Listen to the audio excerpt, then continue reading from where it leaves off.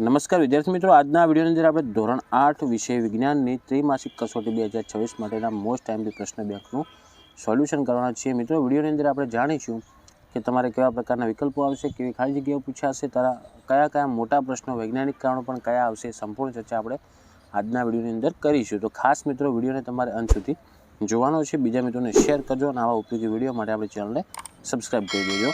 મિત્રો જો પહેલાં વિકલ્પો આપેલ છે, જેમાં પહેલો છે એકમ ક્ષેત્રફળ દીઠ લાગતા બળને શું કહેવાય? તેમાં જવાબ આવશે ઓપ્શન બી, દબાણ.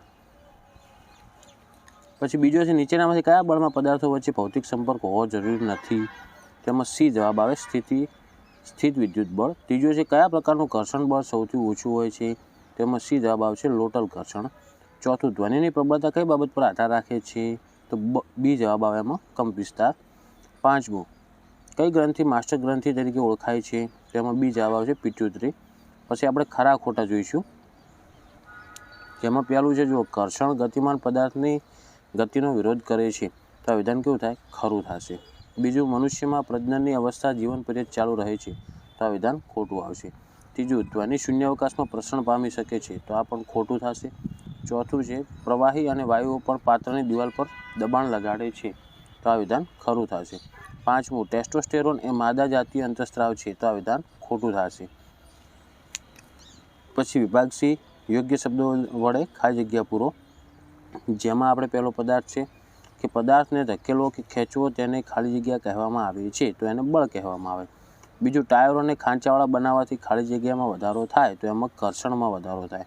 ત્રીજું, કંપનની આવૃત્તિનો એકમ ખાલી જગ્યા છે, તો એમાં હર્ટ્ઝ આવશે. ચોથો, છોકરાઓમાં કંઠમણી બહારની તરફ ઉપસી આવે છે, તેને ખાલી જગ્યા કહે છે, તેનો જવાબ આવશે એડમ્સ એપલ. પાંચમું, પૃથ્વી દરેક વસ્તુને પોતાની તરફ ખેંચે છે, જેને ખાલી જગ્યા કહેવાય, તેમાં આવે ગુરુત્વાકર્ષણ બળ. પછી મિત્રો જોડકા છે જો આગળ, જેમાં પહેલું છે થાઇરોક્સિન, તો એમાં જવાબ આવશે ઓપ્શન સી કે ગોઈટર રોગોથી બચાવે છે.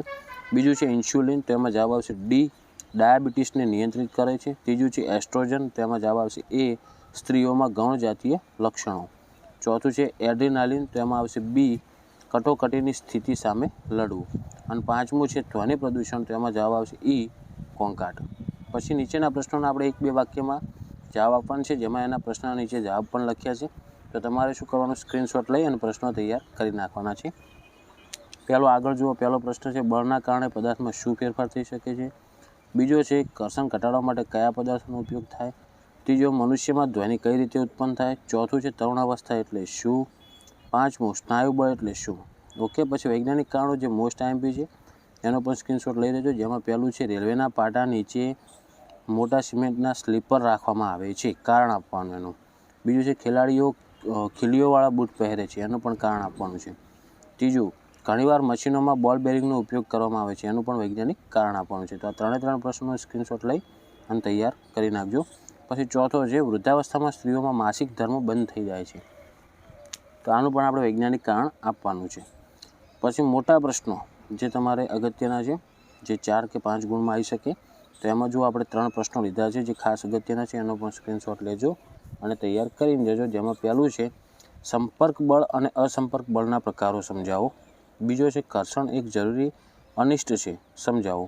અને ત્રીજું, ધ્વનિ પ્રદૂષણ એટલે શું અને તેનાથી થતી હાનિઓ અને તેને રોકવાના ઉપાયો જણાવો.